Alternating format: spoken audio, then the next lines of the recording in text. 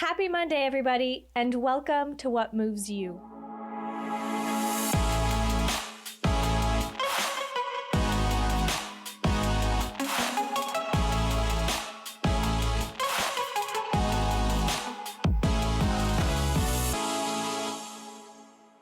Fait que j'aimerais commencer un peu avec comment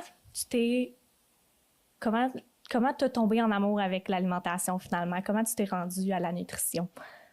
C'est une bonne question. En fait, ceux qui me connaissent savent que ça n'a pas été un parcours linéaire, là, comme bien des entrepreneurs, je pense. En fait, moi, j'ai étudié en administration. J'ai un bac en admin, puis j'ai une maîtrise en gestion de projet. En fait, une maîtrise qui finalement n'a pas été terminée puisque j'ai bifurqué à la nutrition. Mais en fait, mon histoire étant que quand j'étais jeune, moi, j'avais du fun là, dans la vie. Ouais. Je faisais la fête, je travaillais dans les bars. En fait, j'étais shooter girl dans un bar.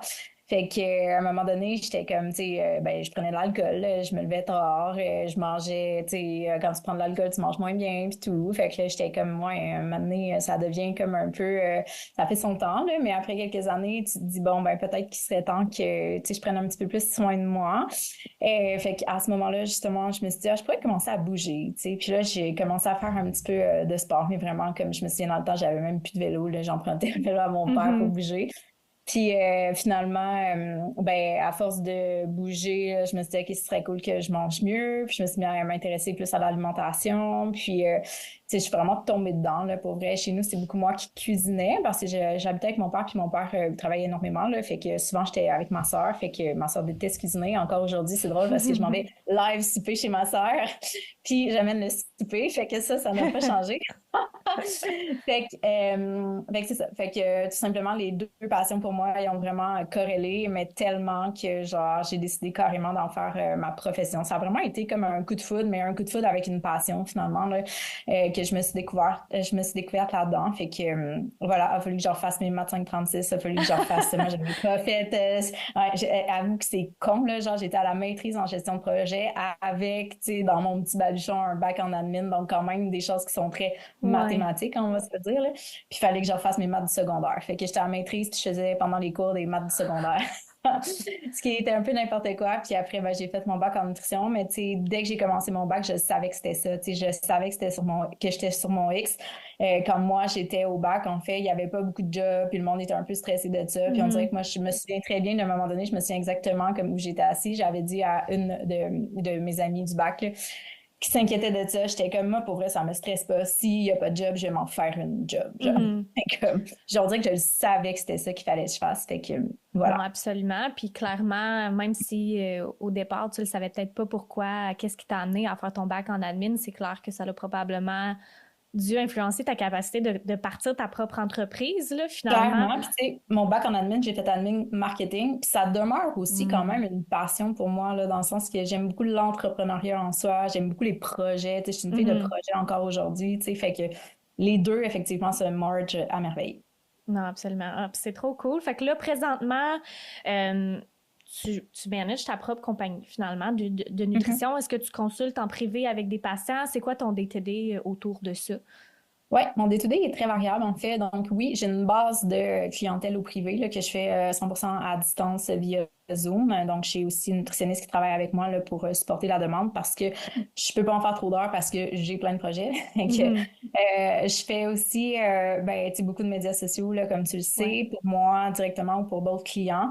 Je fais aussi ben, des conférences, ateliers en entreprise. Puis j'ai un gros projet là, du moment qui est le programme Qu'est-ce qu'on mange cette semaine. Je sais pas si tu Ah, l'as vu c'est passer. cool. Ouais, mais dans le fond, je suis en collaboration avec une créatrice culinaire, puis c'est des ateliers hebdomadaires là, à chaque semaine. Dans le fond, ben, là, ça recommence cet automne, mais chaque semaine, on a un atelier sur une thématique. Je te donne un exemple, on parle, mettons, du tofu. Ben moi, je vais comme expliquer le côté nutritionnel, pourquoi c'est intéressant, qu'est-ce que tu dois regarder, etc. Puis Jen, elle va vraiment expliquer donc comment le cuisiner, là, parce que ce que je réalise en clinique, en fait, c'est que c'est bien beau d'avoir toutes les recommandations du monde, mais souvent les gens se sentent carrément dépourvus et incompétents une fois dans leur cuisine. Fait que ça, Ouais. c'est un énorme blocage. Puis moi, tu sais, je peux donner des cues, je peux donner de l'inspiration, je peux donner des conseils en consultation, mais il y a des limites à ce que je peux faire pour apprendre aux gens à cuisiner. Puis il y avait Ouais. tellement une lacune à ce niveau-là. Tu sais, c'est pas pour rien que les recettes sont populaires sur les médias sociaux. Tu sais, les recettes, il y en a Mhm. un infini sur le web, là, Ouais. on s'entend, puis les gens en veulent encore. Tu sais, mais c'est parce que ils savent pas quoi faire. Fait que je pense que ça répond vraiment à ce besoin-là. Oui, puis absolument. Puis ça m'amène exactement où je voulais m'en aller, ou dans le sens que, puis là, je parle en général, là, c'est clair qu'il va y avoir des exceptions à ça, mais je pense qu'en termes d'alimentation, les gens, on peut quasiment les catégoriser en deux groupes. Soit que tu t'intéresses vraiment beaucoup, puis tu prends soin de ton alimentation, mais que tu n'es peut-être pas trop sûr où commencer. Il y a tellement d'informations qui est disponible, qu'est-ce que tu devrais, ne devrais pas manger, pourquoi, en quelle quantité, tu sais, you Mhm. name it. Fait que je pense que ça, c'en est une catégorie, puis l'autre, c'est des gens peut-être qui savent même pas qu'ils ont besoin nécessairement de s'en soucier, Mhm. puis qu'eux non plus, ils portent pas vraiment attention. Fait que j'ai un peu basé mes questions aujourd'hui selon ces deux groupes-là. Clairement qu'il va y avoir des exceptions aux deux groupes, mais je pensais que ça pouvait peut-être toucher au plus gros des deux. Fait que pour quelqu'un qui est à la maison, qui tombe plus dans le groupe 1, ou qu'ils veulent prendre soin d'eux, qui veulent bien s'alimenter et bien se nourrir, par où on commence dans un monde qui est inondé d'informations, des opinions contraires, etc. Mhm. Il y a trois choses qui me viennent en tête d'entrée de jeu. Un, ta cuisine. Sors tes couteaux, sors tes chaudrons, fais-le toi-même. Ça n'a pas besoin Ouais. d'être compliqué, ça n'a pas besoin d'être long, mais le moins transformé possible, le plus simple possible. Deuxième chose qui me vient en tête, ben, la diète méditerranéenne. Moi, c'est vraiment comme un modèle que je prône. On est rendu à la diète méditerranéenne 4.0 et encore à Mhm. ce jour, en fait, il y a un conseil d'experts américains là, aux États-Unis qui font la revue de toutes les diètes et modèles alimentaires à chaque année. Puis encore aujourd'hui, même si c'est une diète qui date des années et des années, c'est elle qui score comme étant une des plus équilibrées, tu sais, puis ce qu'elle nous propose, en fait, à ce jour, la diète méditerranéenne, c'est que la base de la pyramide, là, c'est des végétaux, des fruits, des légumes, des noix, des graines, des grains entiers, même justement, c'est ça, là, les gens sont comme, non, pas des glucides, mais oui, les grains Mhm. entiers, ils Ouais. font partie de la base, des protéines végétales, après ça, plus de poissons que de viande, un petit peu de produits laitiers, mais pas trop. Puis, tu sais, les aliments plaisir sont au top de la pyramide. On ne peut pas dire adieu au plaisir. Tu sais, il fait super chaud là aujourd'hui. Un bon cornet à la crèmerie, c'est cool. Tout le monde aime ça. Puis ça a sa place dans une Ouais. alimentation qui est équilibrée, avec de l'eau puis du mouvement. Puis la diète méditerranéenne met aussi de l'avant le fait de cuisiner puis de manger en famille. Tu sais, le côté social qui est tellement Mhm. important aussi de l'alimentation. Puis la troisième chose que j'ai envie de dire, c'est plaisir aussi là-dedans. C'est que les gens, des fois, ils veulent tellement bien manger qu'ils vont aller couper tout le fun qu'il peut y avoir dans l'alimentation, toutes les saveurs. Tu sais, le fameux meal prep de poulet, poulet brocoli, riz Ouais. basmati, là, genre, pour vrai, si t'es heureux là-dedans, tant mieux. Mais tu sais, pour moi, le plaisir de la bouffe, c'est tellement important. Puis c'est tellement important pour que ça dure longtemps. Puis je pense qu'il y a des gens qu'il faut qu'ils s'enlèvent la tête le fait que de manger sainement, c'est plate, tu sais, puis que, tu sais, des fois, justement, les gens disent, ah, ben, mettons, la semaine, je mange sainement, puis la fin de semaine, je me gâte, puis je suis comme, mais pourquoi tu te gâtes, genre? Tu sais, moi, je me gâte, tu sais, c'est quoi pour toi te gâter? Tu sais, moi, je peux me gâter avec, genre, je sais pas, n'importe quoi, un tostada avec de la coriandre puis des avocats, avec un œuf coulant, tu sais, je veux dire, ça peut tellement être super savoureux puis être super nutritif si on n'est pas dans l'excès. Tu sais, si on veut à Ouais. tout prix enlever tous les gras, les sucres, les sels, puis qu'on ne sait pas cuisiner en plus, ben ça va être plate en temps, là. Fait que c'est sûr que Non, tu te tannes. absolument. Fait Absolument. que, Puis dans mon parcours, là, on n'a pas le temps de tout déballer ça ouais. ensemble aujourd'hui, mais j'ai plusieurs intolérances alimentaires. J'ai dû, Mm. pour des raisons médicales, faire des régimes. J'aime pas ça les appeler de même, mais c'est ça pareil. Pour me guérir, pour gérer mes propres bobos. Puis je peux vous le dire que à l'extrême de même, il y a personne qui est heureux là-dedans, là, même ceux qu'il faut Mhm. qu'ils le fassent pour des raisons médicales puis tout ça. Fait que j'adore que tu abordes ça parce que je pense qu'on habite dans un monde en ce moment qui tombe très vite dans l'aspect restriction. Puis il y a tellement d'opinions sur qu'est-ce que tu devrais et ne devrais pas manger que c'est facile, Mhm. c'est facile de se perdre. Juste vite fait, pour ceux qui connaissent pas c'est quoi la diète méditerranéenne, est-ce que tu pourrais juste vite expliquer c'est quoi à la base? Ouais, ben le modèle, la diète méditerranéenne, dans le fond, c'est un modèle qui s'inspire de quelques pays, là, en fait, qui sont situés autour de la Méditerranée, surtout, honnêtement, dans le nord de la Méditerranée. Donc, on pense à la Grèce, l'Italie, la Mhm. France, la Turquie, etc. c'est justement des populations qui ont été beaucoup étudiées pour leur modèle alimentaire. Puis pourtant, ils ont quand même des comportements qui sont pas si sains que ça, là, dans le sens que c'est aussi des populations qui fument plus que nous, c'est aussi des Mm. populations qui boivent plus d'alcool. Mais somme toute, ils ont des profils au niveau de la santé, surtout profils lipidiques, tu sais, qui peuvent être intéressants. Donc, fait que ce que c'est, justement, comme je disais tantôt, le modèle de la diète alimentaire, il est beaucoup basé par rapport, il est beaucoup illustré avec la fameuse pyramide de la diète méditerranéenne. Donc, c'est un modèle qui propose full de végétaux, qui met beaucoup l'accent sur les bons gras, surtout l'huile d'olive, qui suggère de remplacer les protéines animales par des protéines végétales du poisson. Fait que c'est vraiment ça, je te dirais, la diète méditerranéenne, là. Fait que c'est sûr que si c'est quelque chose qui vous intéresse, vous allez chercher de l'information là-dessus, il en pleut, là. Puis ce qui est cool, c'est que ça fait tellement longtemps qu'on en parle de cette diète-là, c'est qu'il y a énormément étudié. Tu sais, on se Mhm. trompe pas. Mettons un modèle comme keto ou jeûne intermittent. Oui, ça fait des années qu'il y a du monde qui font ça, mais tu sais, de manière Mhm. générale, c'est assez récent comme étant vraiment un trend que monsieur, madame, tout le monde se met à faire ça.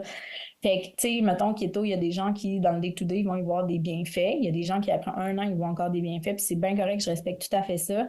Mais moi, je me dis, dans 20 ans, ça va donner quoi, cette affaire-là? Tu sais, ça, on a moins d'évidence par rapport à ça, contrairement à la diète méditerranéenne. Puis la diète méditerranéenne, justement, il y a zéro exclusion, là. Tu sais, il n'y a Mhm. pas de ça, faut absolument pas que tu en manges, là. Zéro, comme t'as rien à calculer. C'est vraiment juste comme un modèle, une vision qui est centrée aussi sur, tu sais, ils disent de mettre justement de l'ail, des herbes, des épices, tu sais, de mettre de la saveur avec des aliments qui sont, des ingrédients qui sont naturels. Puis ça, moi, je crois beaucoup en ça aussi, là.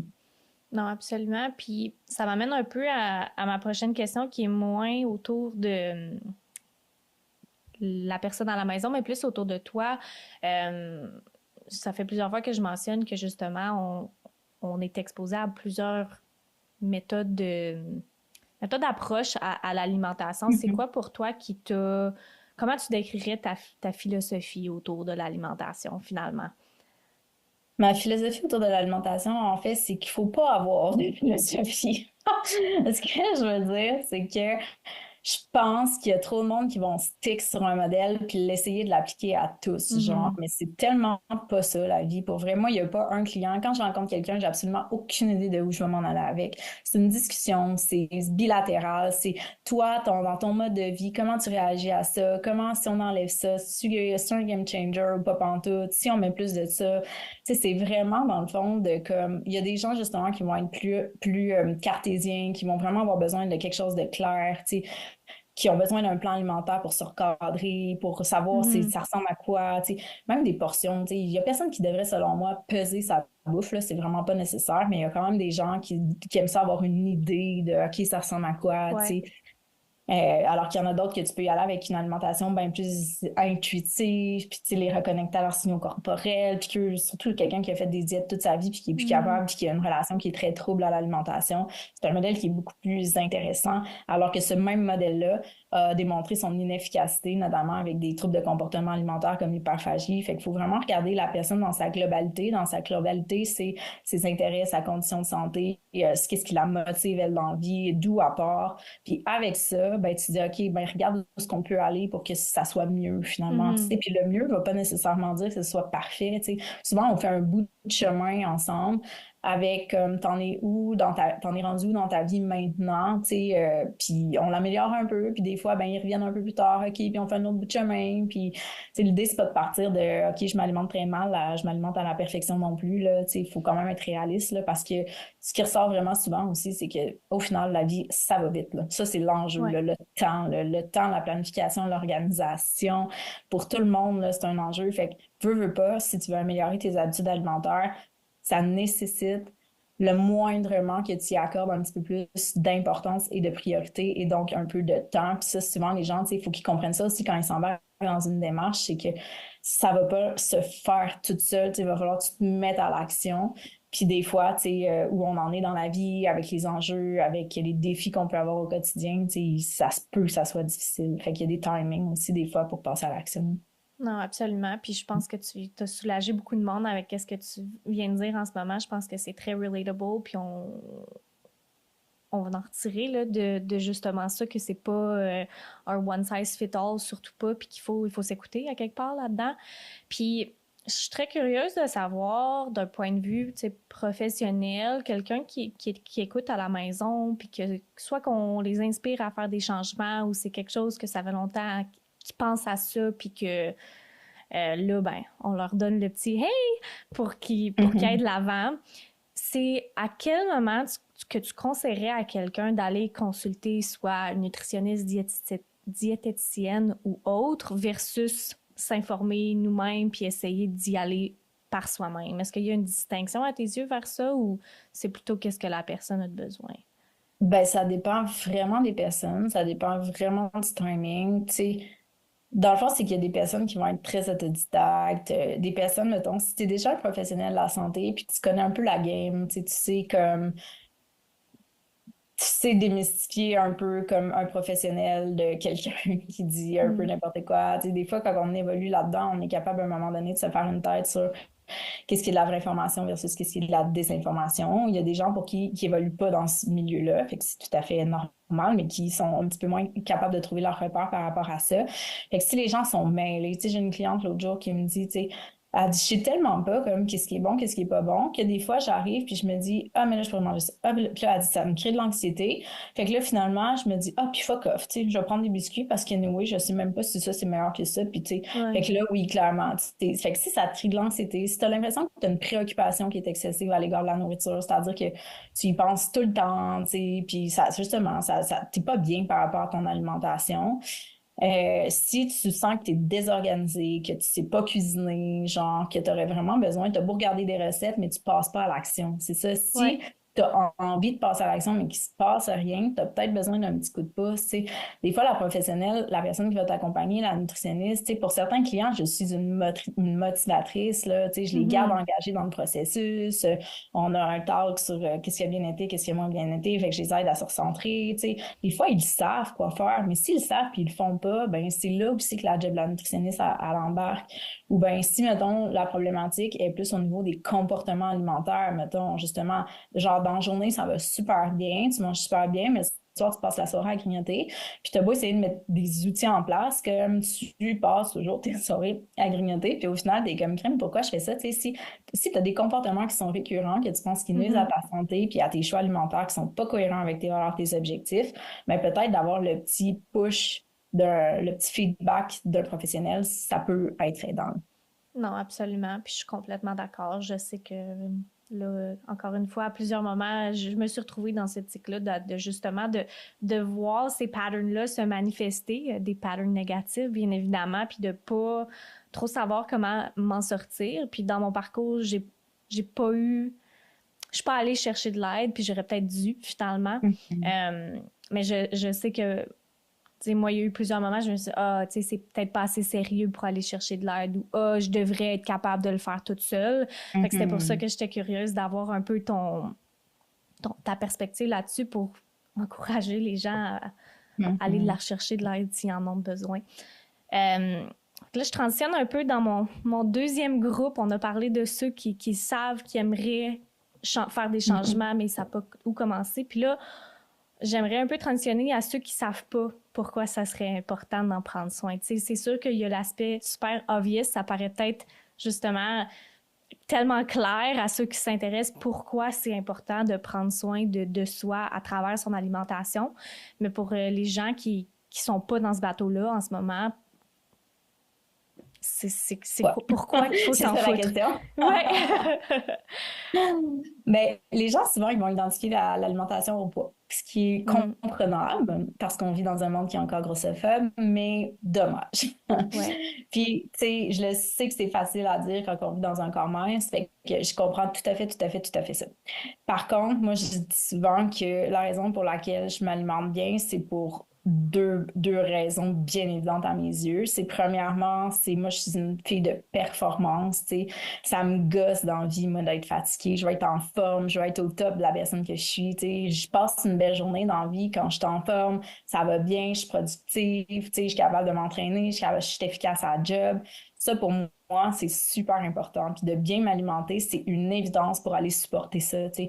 Je pourrais pas me voir manger une poutine sur l'heure du dîner qui a été efficace en PM, là. Je suis comme, mon Dieu, j'ai juste envie d'aller siester, je me sens pas bien, tu sais, je me sens lourde, tu sais. Pour moi, Ouais. genre, ça, c'est hyper important, puis ça vaut de l'or pour moi.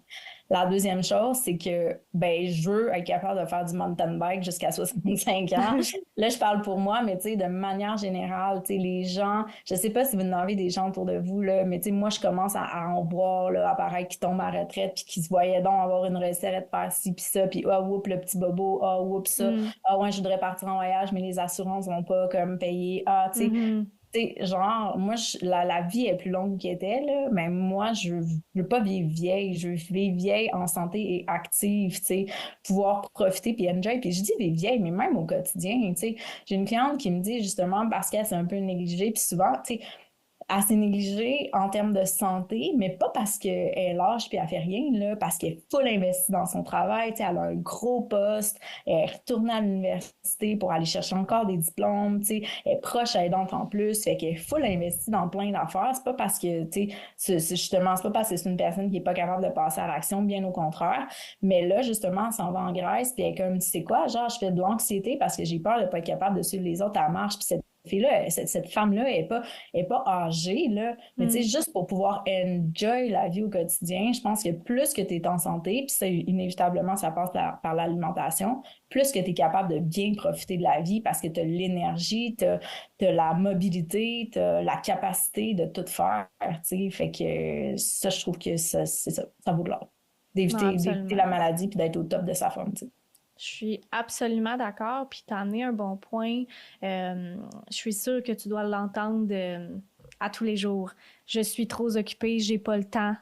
C'est quoi tes meilleurs conseils pour les gens ah, ben, j'ai pas le temps de me faire ma propre bouffe ou j'ai pas le temps de faire plus attention ou je sais pas comment rentrer ça dans ma routine au quotidien? Ça serait quoi tes conseils pour ces gens-là?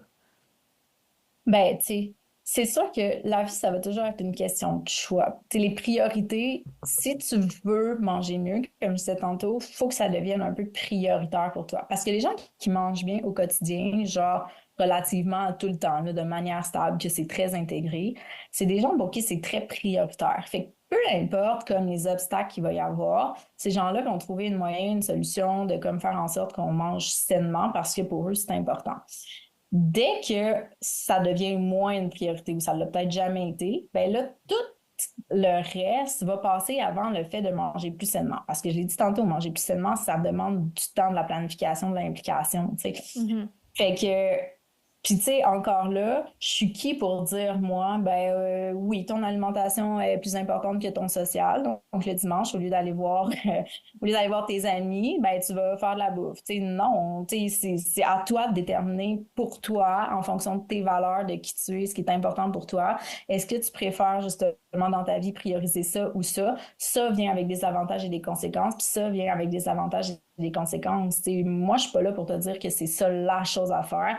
Je suis là pour te guider si toi, tu décides de le faire. Mais comme, faut quand même à la base que ça te tente de le faire. Puis, c'est ça, c'est que c'est toujours, on a tout le même temps dans une vie. Il y en a qui, tu sais, l'autre jour, j'étais à un dîner justement de réseautage, puis le gars, il allait dire comme, ah ouais, je voulais recommencer à courir, mais j'ai pas eu le temps.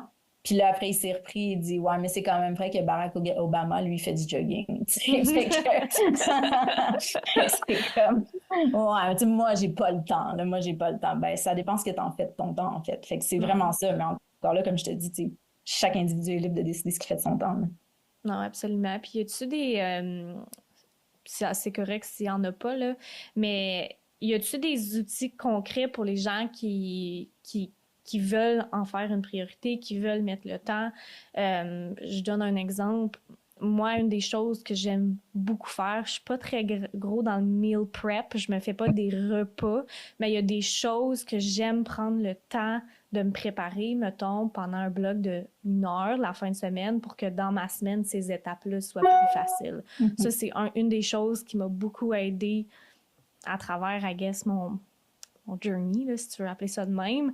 Y a-tu, autre que ça, y a-tu des trucs que dans ta pratique, tu as remarqué qui aident les gens à avoir des étapes concrètes comme ça qui leur donnent un Ben, coup de main? encore une fois, c'est de voir qu'est-ce qui fait du sens pour nous maintenant, tu sais, puis qui qui est réaliste, en fait.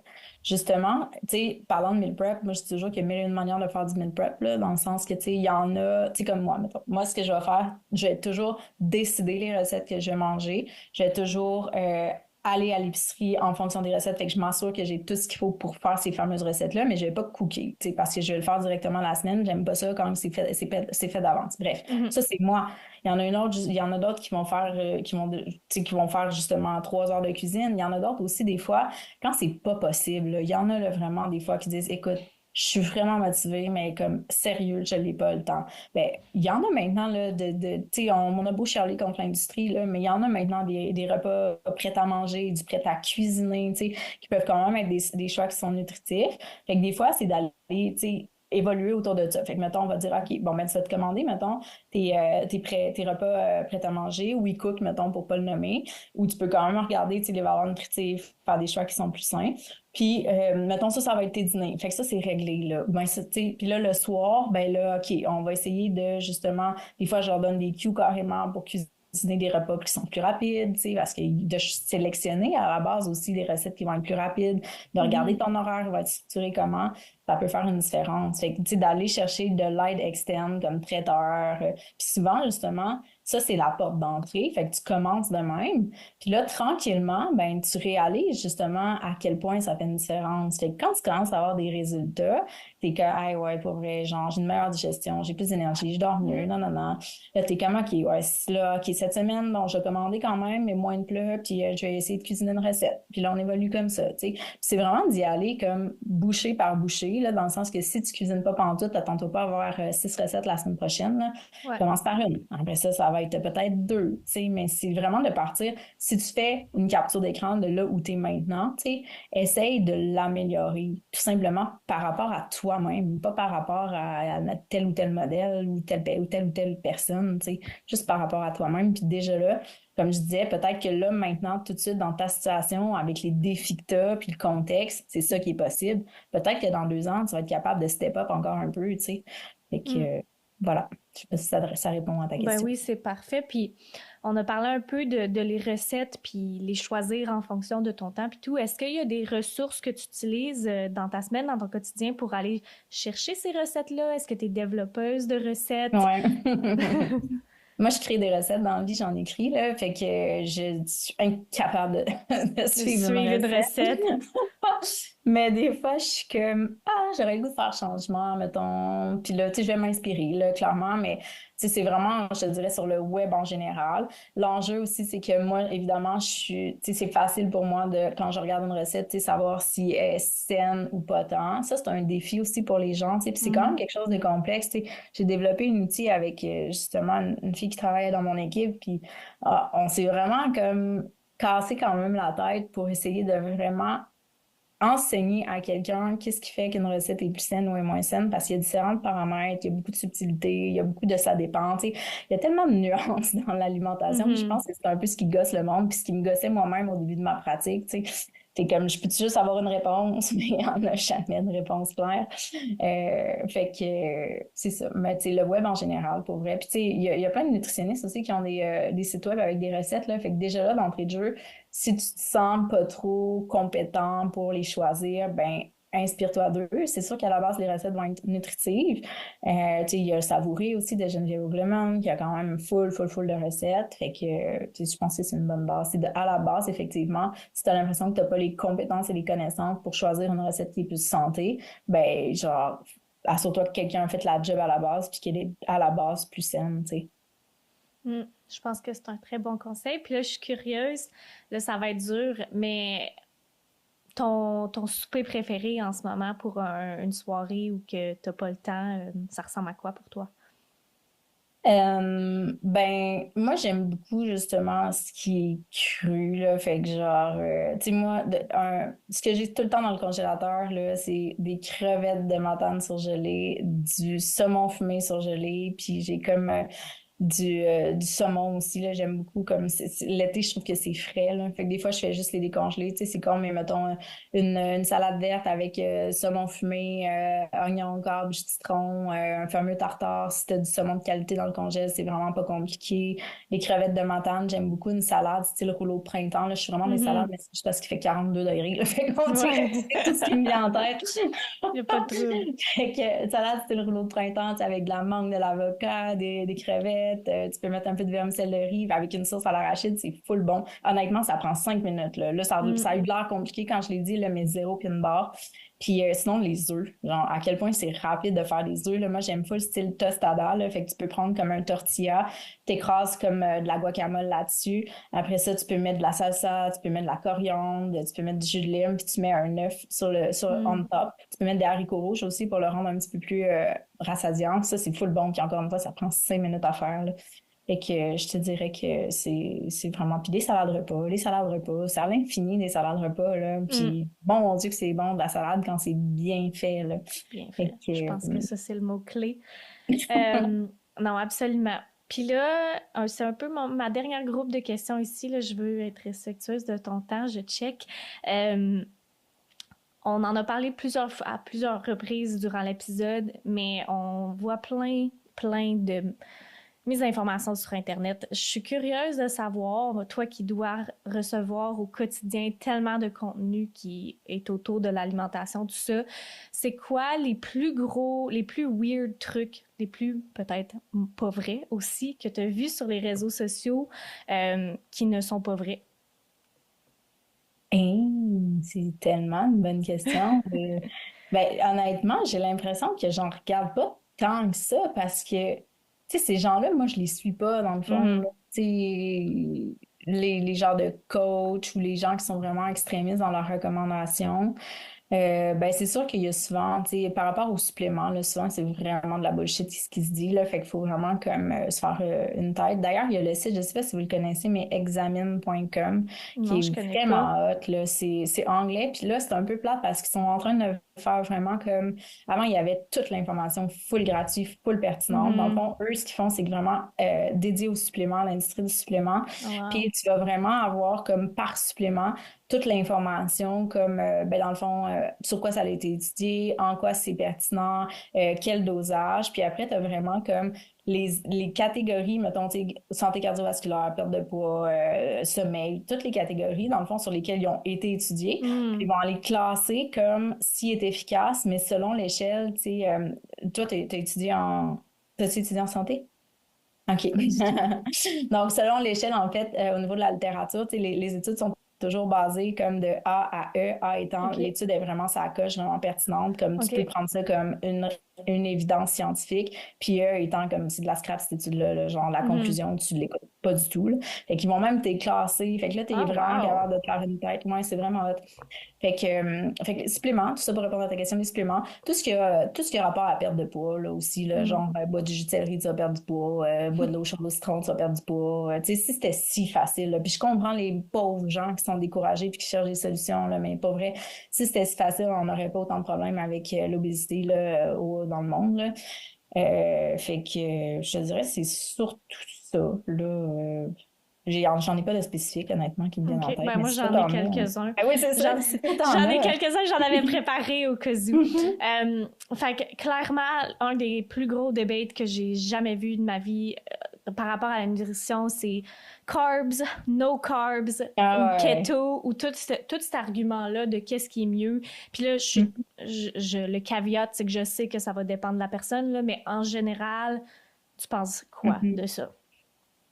En général, c'est drôle, j'étais exactement en train d'écrire là-dessus avant d'entrer dans notre discussion. C'est que, en général, carbs, yes, mais moi, ça me fait capoter quand les gens disent ah, les glucides, c'est ci, les glucides, c'est ça, les glucides, c'est ci. Excuse-moi, là, mais genre, les glucides, c'est autant les bonbons que le quinoa, l'avoine. les biscuits, tu sais, des glucides, là, c'est amidon, fibres, sucre. C'est tellement beaucoup d'aliments. Comment peux-tu dire si c'est bon ou c'est mauvais? Mm. Tu sais, il y a une qualité alimentaire nutritionnelle là-dedans. Clairement, mettons, légumineuses, quinoa, flocons d'avoine, fruits, oui. Confiserie, céréales sucrées, un peu moins. Je vais pas dire non parce que tout est une question de modération. Puis une fois qu'on a dit OK, oui, mais ça prend une matrice alimentaire aussi. On sait que les glucides ont quand même un effet sur l'insuline. L'insuline il y a un effet sur la résistance à l'insuline, le diabète et le poids aussi s'ils sont trop Mhm. consommés en excès. Fait que si tu consommes trop de glucides, même s'ils sont de bonne qualité, ben t'as moins de protéines, t'as moins de légumes, tu sais. Fait que ça Ouais. revient à l'équilibre. Donc, glucides de qualité en quantité modérée. Quantité modérée, ce qu'on recommande, c'est environ le quart de l'assiette. Tu sais, c'est sûr que si tu manges un gros bol de pâte blanche à sauce tomate, c'est pas le repas le plus nutritif du monde. Tu sais, tes glucides sont raffinés, puis t'as pas beaucoup de fibres, t'as pas de légumes, t'as pas de protéines. Mais si tes glucides sont de qualité puis sont en quantité modérée, non seulement sont intéressants, mais sont nécessaires. Tu sais, chaque catégorie d'aliments vient avec un groupe de Mhm. nutriments aussi. Tu sais, les glucides, c'est le magnésium, c'est les vitamines B, c'est bon pour la santé hormonale, le système digestif. Tu sais, le microbiote intestinal se nourrit de fibres et les fibres se trouvent dans les glucides. Ouais. Fait que la nutrition sportive, tu sais, t'as besoin de ce fuel-là. Fait que oui, mais comme, puis tu sais, c'est sûr que si tu passes la journée assis à ton ordi, ben, tu as peut-être besoin d'un petit peu moins de glucides que si Mhm. tu passes la journée à travailler sa construction, mettons. Ouais. Fait que ça dépend aussi de ce que tu fais. Mais ils sont pas à éviter, pas du tout. Super! I'm on board with this. J'aime ça.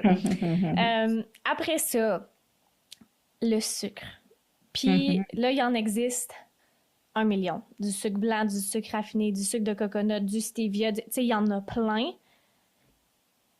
Tout le monde dit qu'il y en a un qui est mieux qu'un autre. C'est quoi ton opinion là-dessus? Le sucre, j'ai envie de dire, avec modération, peu importe la source.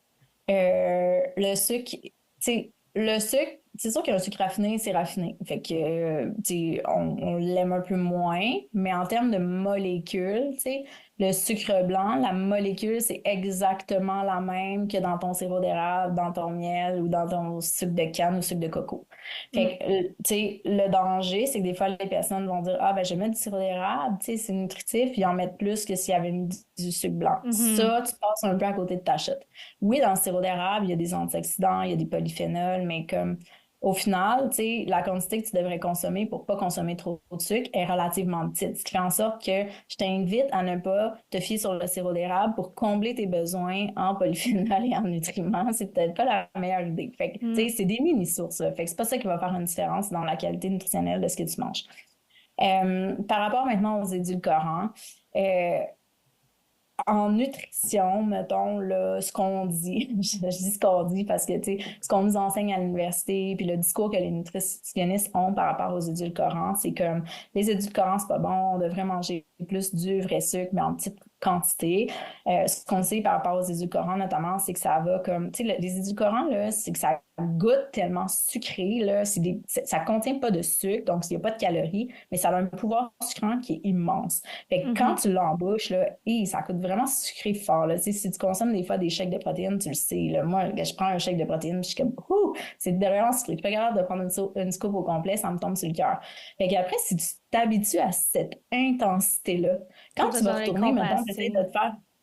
Ben oui, tu essaies de te faire quelque chose, mettons, qui est moins sucré, puis tu vas faire, ah, que ça goûte à rien, tu sais. Fait que t'as passé un peu à côté de quelque chose. Fait que ça, c'est un fait.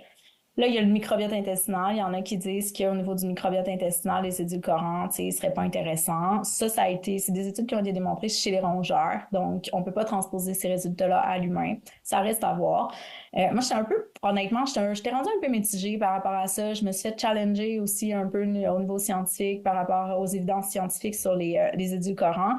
Mais finalement, j'ai reçu récemment là, la dernière revue littérature de Penn, Penn qui est comme, dans le fond, c'est en nutrition, justement, sont associés aux diététiciens du Canada, puis ils font des revues de littérature sur plein de sujets, Mhm. là. Puis vraiment, les plus récentes évidences, je pense que ça fait 2 semaines, ils disaient encore que les édulcorants étaient vraiment à éviter le plus possible. Fait que je pense vraiment qu'on est mieux d'y aller avec un sucre qui est plus naturel, en plus petite quantité, puis s'habituer à ce que... Tu sais, c'est ça le problème des aliments ultra transformés puis de la restauration, c'est qu'ils vont tellement avec les additifs, le sucre, le sel, Mhm. ils vont tellement faire un punch de saveur qu'après, tu sais, on mange des aliments qui sont naturels, puis ces punchs-là de saveur, on peut pas les retrouver dans les aliments qui sont naturels parce qu'ils ont été créés par l'industrie, puis là, on a l'impression que les aliments naturels sont fades puis sont plates, tu sais. Mais il faut comme un peu se désensibiliser à ces aliments-là qui Mhm. sont trop punchés puis qui devraient pas trop faire partie de notre alimentation, tu sais, parce qu'après, on trouve que la normalité est rendue plate, tu sais. Non, absolument. Puis là, le mot m'échappe en français, là, mais d'expérience, tes taste buds, ils changent. C'est des papilles Mhm. gustatives, hein? C'est ça le mot que je Ouais, exact. cherchais. Mais ça change parce que à travers toutes les choses que j'ai dû faire, on n'a pas le temps d'embarquer là-dedans, mais je l'ai remarqué au début, justement, je trouvais que rien goûtait pantoute, ça goûtait dégueu, ça goûtait rien. Mais ça Mhm. s'ajuste au temps. Fait que si vous avez un mets préféré que vous essayez de refaire à la maison plus santé puis ça goûte pas la même affaire, peut-être que ça goûtera pas jamais la même affaire, mais ça va goûter quelque chose un moment donné, là, ça change. Mhm. Absolument. OK. Bon, fait que là, j'ai ma petite dernière question. Le podcast s'appelle What Moves You. J'ai créé What Moves You parce que je voulais vraiment encourager les gens à se poser la question, puis que des fois, la réponse à cette question-là n'a pas besoin d'être les grosses choses dans la vie. Ça peut être autant les petits moments, les petites choses qu'on fait, les petits choix qu'on fait pour nous au quotidien, autant que les gros choix de vie qu'on fait. Fait que je suis toujours curieuse de savoir si j'étais pour te demander, c'est quoi qui te move, c'est quoi qui te motive, c'est quoi qui te donne le goût de te lever le matin et de faire toutes les belles choses que tu fais dans ta vie, c'est quoi? Ben, c'est définitivement la passion, là, tu sais, j'ai l'impression que, tu sais, le message qui est à passer, puis j'ai tellement envie que les gens réalisent que ça peut être bon de bien manger, puis que ça se peut, tu sais. J'ai tellement l'impression que les gens trouvent ça lourd, puis comme plate, puis je suis comme, non, Ouais. tu comprends pas. Fait que de pouvoir partager ce message-là via les différents canaux de communication que j'utilise, tu sais, je pense que c'est vraiment ça l'essence de mon message. Fait que, tu sais, moi, je veux dire, je suis une foodie, je tripe sur la bouffe, j'aime ça, je tripe sur la bouffe, mais je tripe sur l'humain aussi dans toute sa complexité, tu sais, le niveau psychologique m'allume autant que tout ce qui est comportement alimentaire. Fait que je pense que c'est ça, tout simplement, là, de pouvoir partager ce message-là, d'aider les gens, puis de le faire avec passion et intérêt. Tu sais, je pense que ça transparaît aussi là, quand tu aimes ce que tu fais. Mhm. Fait que j'espère que les gens le ressentent aussi. Là. Fait que Je voilà. suis sûre que oui. Ben écoute, Vanessa, merci beaucoup d'être là aujourd'hui. Merci d'avoir pris le temps de jaser avec nous. Je suis sûre qu'il y en a qui vont repartir avec plein de belles choses qu'ils ont appris aujourd'hui. Fait qu'un énorme Ça me merci. fait plaisir. Merci à toi. Bye bye. Bye.